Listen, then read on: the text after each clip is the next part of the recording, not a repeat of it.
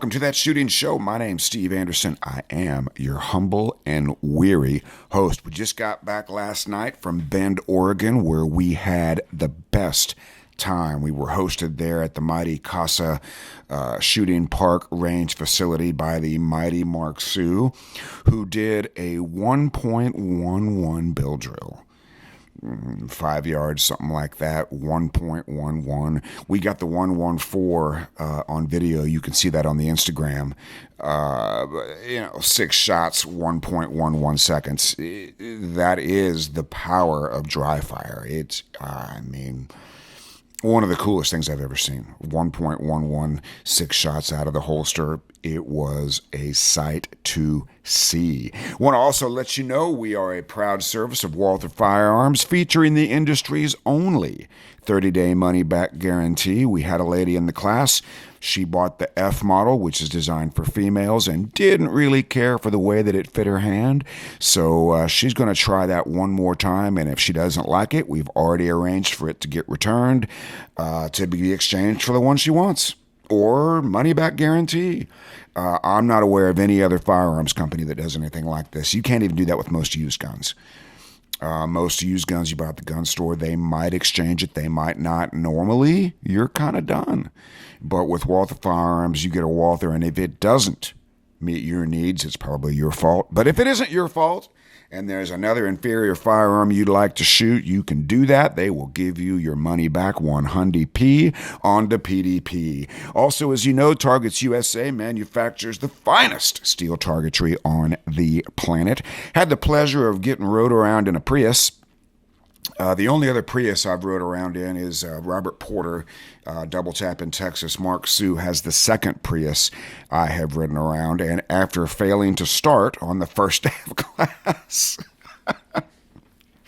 I got my coffee. We're all ready to go. We've got it timed down to the minute, and you guys that have hosted me know what it's like when it's timed down to the minute. I'm plus or minus 3 minutes every single time.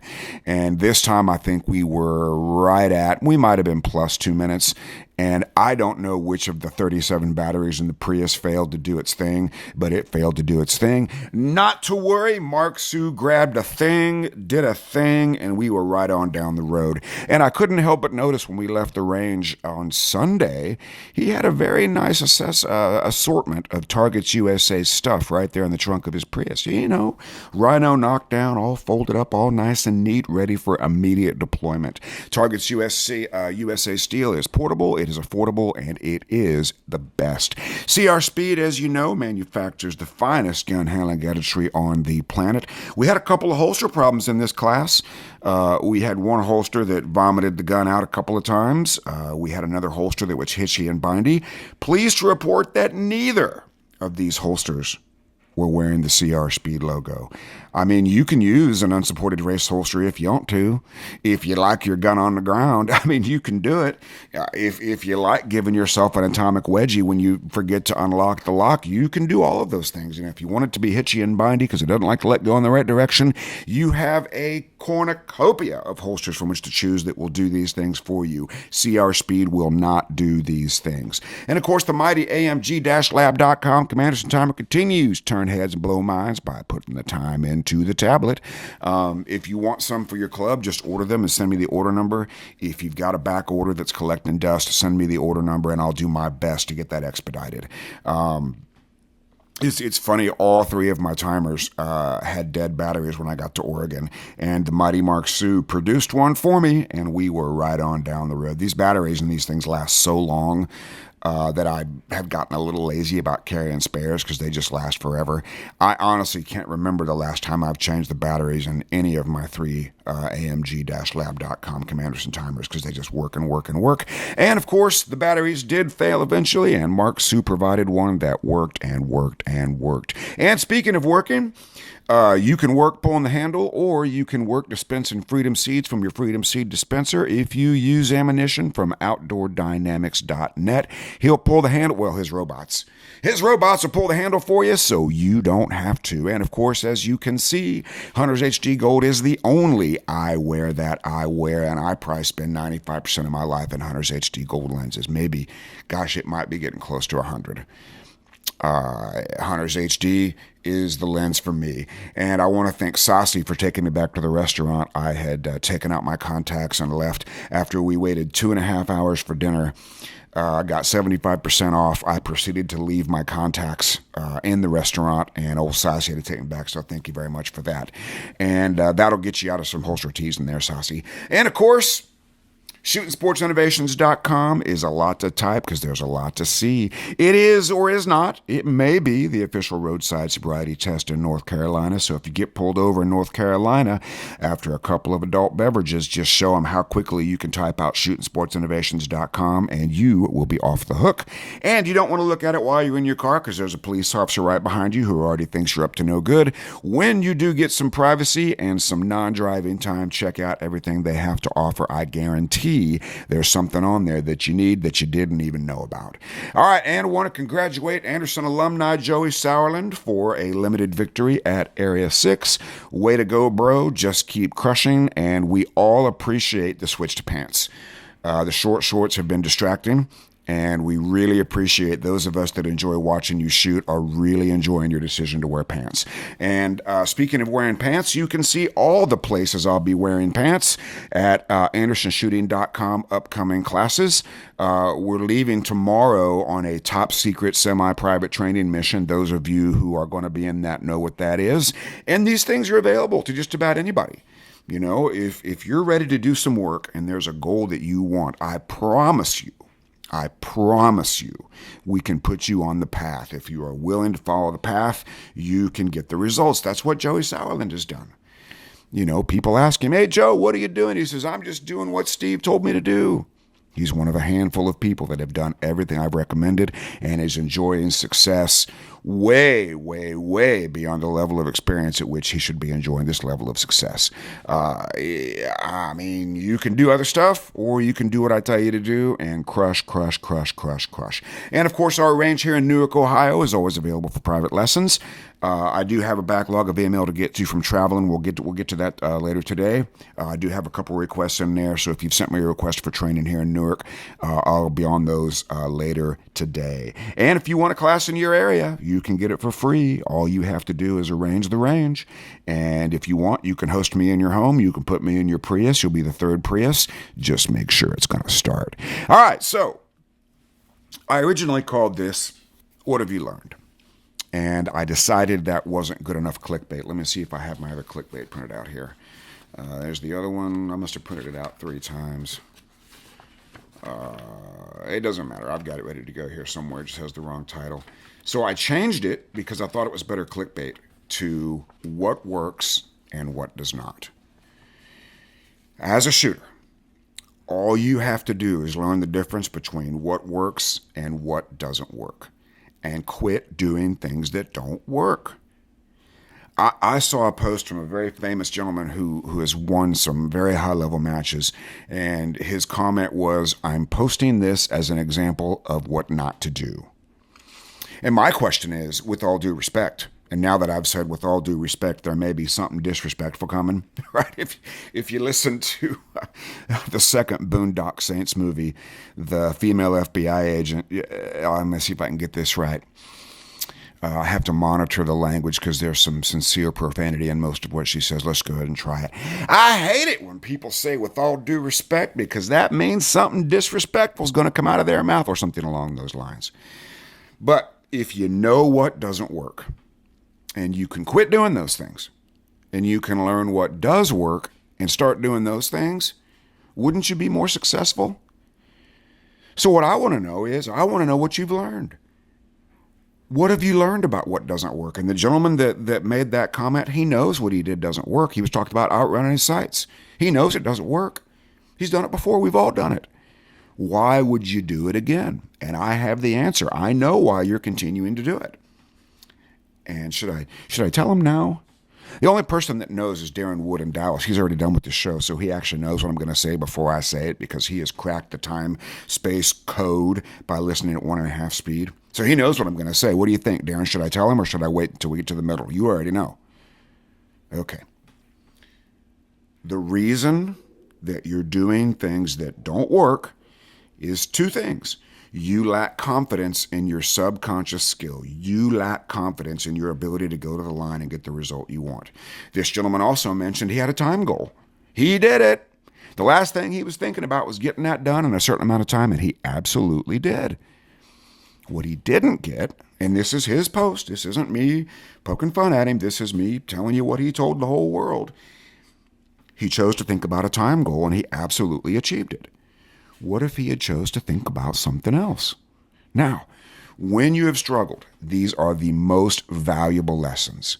These are things you are doing that are not productive. Okay, that's great. Your job as competitors to make every mistake you can make once, learn from it, and move on down the road. We don't need to make that mistake again. Iron sight shooters, how many times have you need to learn that a poor sight picture produces a poor shot? Do you need to keep learning that lesson over and over again? Dot shooters. If the dot ain't on the target, when the thing goes off, it ain't going to be a hit. Ding Fairy is not going to bring you a hit with all due respect. The Ding Fairy is very disrespectful. Well, maybe she's not, right? Maybe she's just smarter than you. Maybe she knows the Ding Fairy. Maybe she knows if dot's not on the target, you don't see it lift. And by the way, there's 30 milliseconds between touching the trigger and the gun going off. If you're being surprised by mystery mics on steel, particularly, you're not seeing what's happening in that last 30 milliseconds. I think it's 30 milliseconds. However long it takes to blink the human eye. That's how long it takes between touching the trigger and the dot lift. And if you see the dot lift from the target, that is going to be a hit. And unless you're J.J. Rakaza, you don't need to stand there and watch that steel fall. That'll save you a second on every piece of steel by not watching it fall. But when you've struggled, these are the lessons that you need to learn. These are things you're doing that are not productive. When you're doing well, these are the things that you need to be able to do again. Now, people know. They know what doesn't work. When athletes get into slumps, it's because they become expert in failure. When teams get into slumps, it's because they know every way to lose you could possibly know. What they've forgotten is how to win. What were we doing when we were winning? We don't know. We haven't won in so long we forgot. But when you're doing well, these are the things that you must be able to do again. Consistency. Those of you that are insiders don't need to write this down because you'll get the outline in your inbox. Consistency is the quality of your thoughts and your ability to duplicate them. When you know what you are thinking about, when you are doing well in competition, and you can internalize that, and you can have faith in that, why would you ever do anything else? The mistake people make is they learn something that kind of works, then they go put layers on top of it. Boy, this worked so well when I put my dot in the middle of every target. It's going to work even better when I put some speed on it. That's when it stops working because you did something different. Now, why don't you do this? Most of you won't. 1,000 people listen to this show today, and then another couple hundred a day for a while, so 1,500 people. I bet only 10 of you will do this. Well, those 10 probably already have. I'm going to say less than 20 of you are going to do this next exercise. Okay? And you can prove me wrong, by the way. I would love it. I would love it if you'd send me an email and prove me wrong. I would love to get 20 emails from people that have done this. Okay? But why don't you make a list of what has worked for you in competition and draw some conclusions? Find some similarities. Okay, well, I got what I wanted here, I got what I wanted here, and I got what I wanted here. What do those three events have in common that you could do again? Here's what you're going to find. You had a very low level of conscious thought. You had 0 conscious thoughts or you had 1. It was a very, very, very low number. You had high confidence in your ability to execute the task, whether it was for the entire stage or for the entire match. You knew you could do the thing. I didn't write this one down, but this is part of it. You knew the stages or stage inside and out. You had a massively subconscious stage plan. You weren't trying to drive with the map on your knee. And you had faith or trust in the results. Well, you're not right, Anderson. I can disagree with you. I shoot my best when I just don't care. I know you do. Everybody does. But try that at the World Shoot. Go to World Shoot on stage 1 and tell yourself not to care. I don't care. It doesn't matter to me how I do. If you can do it, that's great. Pressure makes that extremely difficult, if not impossible. But when you've shot your best, you have had faith or trust that the results would be acceptable. If you didn't care, that's the same thing. That's an acceptable result. Or you knew you were going to do well, you were content with however you placed, or you knew you were going to win. It was one of those 4. Okay? And here's what happens after a big mistake or a choke. A lot of people shoot really well after a big mistake or a choke. And let's define choke as the serious error that you think is going to cost you the match or your desired placement in the match. Almost always, well, I will say always, a choke is always caused by overtrying. And we'll come back to overtrying here in a minute. But if you shoot really well after a big mistake, this was me at larger matches, I would undertry in the beginning out of fear of making a mistake, and then I would overtry a little bit, and then I would choke, and then I would shoot great. And then how well I did at those matches was usually determined by when the choke happened and what happened after that. If the choke happened early, I did pretty well. If the choke happened in the middle or towards the end, it wasn't so good because now I'm undertrying. Right? First Nationals I went to, I undertried for all the stages but one. On the very last stage, I overtried just a little bit, took a mic, and didn't get my top 16 finish. Because my undertrying was a process, and we'll talk about that here in a minute. At the very tiny end of it, I overtried a little bit, and I choked. Unfortunately, the choke happened on the last stage, after which there was no time, no stages left to enjoy my subconscious performance. But here's what happens. When you choke, the pressure is reduced, and the outcome is now known to be beyond control. When you choke at a big match, you have 100% acceptance of the outcome being beyond your control. Sometimes they say, now I'm just shooting for fun. That's very helpful too. Lanny Basham says the right amount of mental effort to win the Olympics is pretty close to let's just have fun today. So imagine if that was your attitude. Go to nationals. Let's just have fun today. That's the right amount of mental effort. And we can help you get there. We can help you get to that place. But what happens when the outcome is finally accepted to be beyond your control is we get a return to subconscious performance. We stop overthinking, may not be thinking about anything at that point. That's fine. But remember, it's not duplicable. But what you do get is a return to subconscious performance. Now, what if I want to get my best shooting without making the mistake? Wouldn't that be great? Well, that'd be wonderful. Here's how to do that, ladies and gentlemen. Use pressure to amplify your process and your confidence in what you know you can do. The only thing pressure's ever going to do is give you more of what you're thinking about. Well, that's not true. Pressure makes me screw up. Right. That's because that's what you're thinking about. You're worried about screwing up. So when you feel pressure, your fear of screwing up gets amplified, which creates a picture in your mind. Josh, I wonder what kind of mistake I'm going to make. I can make this one. I can make that one. I can make, oh, I know. I'll just make all three. I'll just make them all. Boy, if only I could make pressure go away, I could be such a great shooter, but you can't. That's the thing about pressure. It'll arrive or intensify unexpectedly, and you won't be in control of it, and you can't make it go away, and that's great. Because all you got to do is use it to amplify your process and your confidence in what you know you can do. And when the outcome is known, accepted, trusted, believed to be beyond your control, ultimately the outcome is never within your control. There are some examples where it is within your control, but those are very few and far between, so let's just assume it's not. The only way the outcome is going to be in control is if you outwork the competition to death and have 100% subconscious performance. Then you're going to win. That's the only time it's going to be in your control. Outwork the competition by a massive margin and have confidence in your ability to win. That's when the magic happens. And that's the only time. Most of you will tend to undertry. Undertrying is riding the brake to avoid a mistake. Riding the brake to avoid a mistake. Undertry. Riding the brake to avoid a mistake. Undertry. Slows everything down and is not subconscious by definition. Oh my goodness. Computer's doing weird things. Let me just do a little computer maintenance here. Okay, so if you're riding the brake to avoid a mistake, that's undertrying, that slows everything down and is not subconscious by definition. The conscious mind is required to tap the brakes. This is caused by a fear of mistakes. And this kind of performance will put you in the middle of your peers.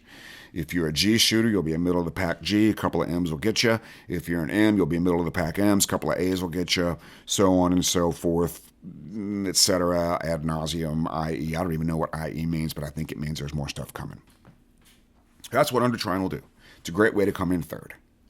Now, overtrying is always caused by a lack of confidence. Overtrying is 100% caused by you not believing that your normal performance will be sufficient to get the result that you want. That's overtrying, and it will place you below your peers because you're far more likely to make a mistake. You want to come in DFL Grandmaster if you're a G, go out and overtry. You want to come in DFL Master if you're a Master Class Shooter, A Class Shooter, whatever it is. You overtry, and that'll put you at the very bottom. Very, very bottom. That's what overtrying does. It places you below your peers. Your match will be won by somebody shooting subconsciously with a minimum of active conscious thought. That person might as well be you. That works. You know that works. I shoot my best when I'm not thinking and I just don't care. The only problem is you can't duplicate those two conditions. You cannot go to the World Shoot and not think and not care. You cannot go to Nationals, not think and not care. You cannot go to Area 6 and not think and not care. What you can do is change what you think about and change what you care about. Pressure, whatever you think and care about, pressure will give you more. I'm thinking about getting a subconscious stage plan. Pressure gives you more. I'm feeling like I can execute this stage really well. Pressure gives you more. Control what you're thinking and feeling, control what pressure does to you. It's as simple as that. Now, if we lack confidence, that's what's denying access to subconscious skill. The lack of confidence is preventing you, if you're listening to this, from shooting without thinking. Okay, because you don't know what to do. You don't know what to do because you don't know what's been successful. You know what doesn't work, and you're really trying hard not to do those things, but you're so tempted. The squirrel's like, oh, man, it's going to be a 10-head factor. Oh, man, you only got 9.5 seconds to shoot all alpha. Boy, you better do something. Lack of confidence will cause you to overtry. Now, how do we restore, maintain, build, improve confidence? Confidence comes from 3 phases of success. And I've broken new ground here. Those of you that have been listening to me for years and have endured the same show over and over again, Van Halen in the early days, dog noise, 3 different sets of dogs, 6 different dogs, all kinds of household interruptions, 5 years before we even knew we had a pause button. You guys have heard this over and over again, but I've codified it in a new way. I'm super proud of this. Confidence comes from 3 phases of success. Okay? If you think about an area of your life in which you have confidence, okay, Luca, I'm talking to you. There's an area in your life where you have an extreme amount of confidence. You see success in the past. I have been successful. You see success in the present. I am successful. You see success in the future. I expect to be successful. Most of you in your jobs. This is why you're confident in your jobs. You see success in the past, success in the present, and success in the future. You're made of success. You're not made of perfection. You're not made of 100% success, but your overall vibe, your overall habits and beliefs about what you do at work are of success. In shooting, you don't see it that way. In shooting, you don't see success in your past. You don't succeed. In shooting, you may not see success in your past. When have you been successful? Write it down. Only 20 of you will do it. Here's where I've been successful in the past. Here's what I've been doing. Most of you are thinking, I've never been successful enough. I've never gone out there and gotten what I want. But boy, it's going to happen this time. If you don't see it in the past, and you don't see it in the present, it will not happen in the future. That's the power of confidence, gang. In the present tense, I am successful. I am meeting or exceeding my written training plan. I am outworking the competition, and I am also a better competitor. Therefore, I will be successful in the future. And lack of confidence is caused by one or more of those statements not being true. I have not been successful in the past. I am not successful in the future. And I do not expect to be successful. I'm not successful in the present. Therefore, I do not expect to be successful in the future. Boy, I sure want to. I sure want to be successful, but I don't expect it because I don't see it in the past and I don't see it in the present. Your past and your present determines your future. Not necessarily. I mean, you can make a change, but your impression, your understanding of the past and what's happened, you've probably had a lot of success. Man, if you're an A class, you're in the top 25% of what a human being can do with a handgun. That sounds like success. Well, I'm not really a competitive A class shooter. Okay, no more success for you. If you're a master class shooter, you're in the top 15% of what a human being can do with a handgun or a firearm. I don't think a PCC is a handgun, but it is a firearm. If you're a master class, you're in the top 15% of what a human being can do with a firearm. And that sounds a lot like success. Well, I'm not really a competitive master. Okay, there goes your success. No more success for you. And you can kiss your confidence goodbye, and you can choose under trying or over trying. If you're a grandmaster, you're in the top 5% of what a human being could do with a firearm. That to me is nothing but success. And I'm meeting or exceeding my written training program. And I know how to be a better competitor. I'm a better competitor than the other people in my division, in my class. I can do this. That sounds like confidence. And you guys, you can think about the results all you want until the competition starts. How you think about the results is really important. But we're not telling you that you can't have goals. We're not telling you that you can't want to win. What we're telling you is the closer you get to the competition, the more you need to be subscribed to a prescribed process that we know is likely to give you the best possible result. You're usually screwing up because you're thinking about the outcome. And because your outcomes in the past haven't been successful, according to your definition, according to how you see those, according to how you think about them, it is what you expect in the future. It's not what you want, but it sure is what you expect. Now, if you're practicing more and shooting worse, here's why. You do not have defined and or achieved success in your training. Well, you're telling me to go out, give myself a brand new shiny set of pink training wheels and a participation trophy to go with it and pat my little bottom and tell me I'm great. Kinda.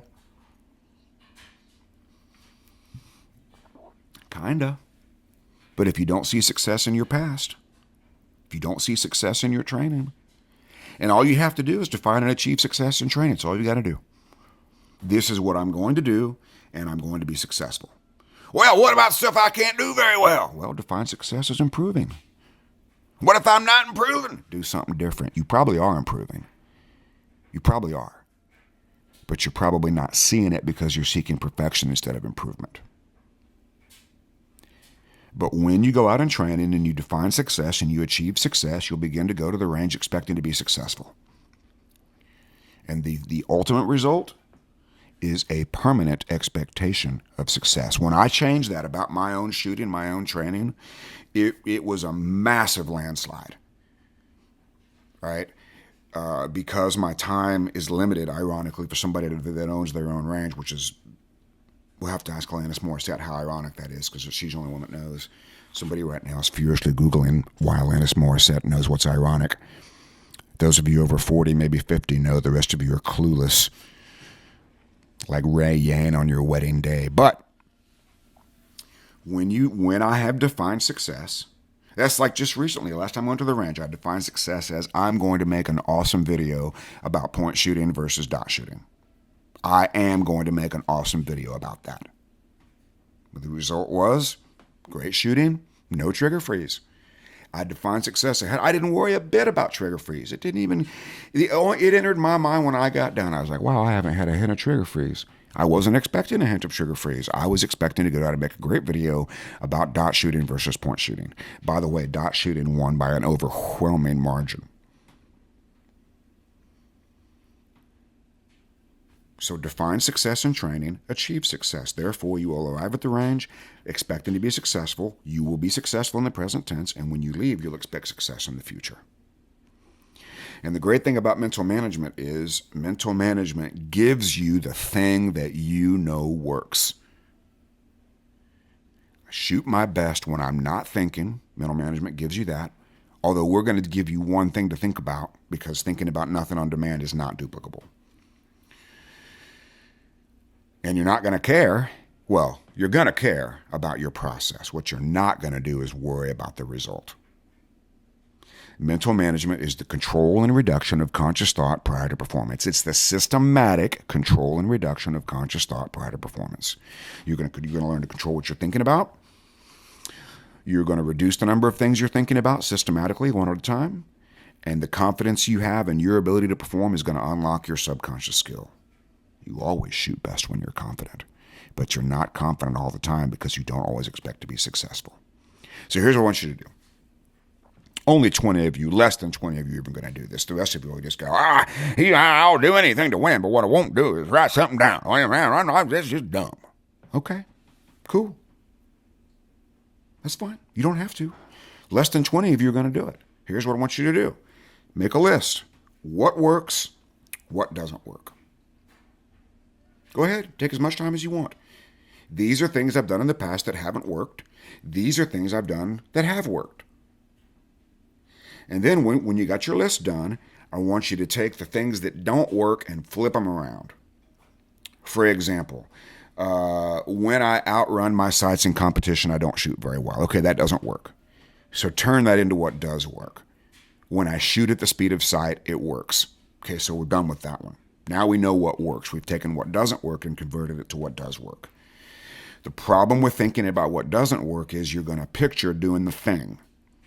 You're going to picture doing the wrong thing and think about doing the wrong thing. That's why thinking about trigger freeze gives you more of trigger freeze. It's great advice. Hey, don't have trigger freeze. That's wonderful advice. The problem is thinking about not having trigger freeze causes you to think about what trigger freeze looks like and feels like, which puts it directly in your future. Okay? When I'm relaxed and count to 6 with my finger, I don't get trigger freeze. Awesome. Or, even better, would be when I relax and count to 6 with my finger, I shoot great. That would be even better.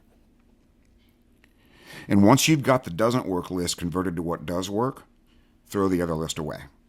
Take the doesn't work list once everything is represented positively. Right? When I worry about results, I shoot like crap. Okay, cool. Turn that into when I think about my stage plan, I shoot great. Flip it around. And then take what doesn't work, the list that doesn't work, and throw it in the trash. And then take the list of what does work and live by that one. Your life is controlled by alwayses and nevers. You live your whole life. I always do this. I never do that. Your whole life is governed by the things you always do and the things you never do. I always take my dogs for a walk before I do a podcast. Always. I never take them out in heavy rain. Right? I always leave for the airport 2 hours early. I never show up at the airport late. Your whole life is governed by those. You just need to make one for shooting. I always do these things. When I do these things, I get a great performance, so I always do these things. You might need a never list short term, but I'd rather you take your never list and turn it into a never mind so it's not in your mind. Oh my goodness, write that down! Take the list of what doesn't work, convert it into things that do work, and throw the other list away. Throw the doesn't work away, and don't ever do those things again. Instead, go back to your list of what does work and do those things. And of course, once you've got that figured out and you've become a better competitor, all you need to do is what I'm getting ready to do right now. Say it with me. 1, 2, 3. Oh, and by the way, if you're interested in solving all of your competition problems forever and becoming the best competitor on the range, finally getting access to your subconscious skill, finally having your training pay off, you just let me know when you're ready to invest a tiny amount of your shooting budget in mental management. The ultimate mental game for practical shooting, powered by mental management. When you're ready to let go of doing dumb stuff and start doing smart stuff, you just let me know and we will make it happen and you will have success. Maybe beyond your wildest dreams, but certainly commensurate with your ability and your willingness to get to work.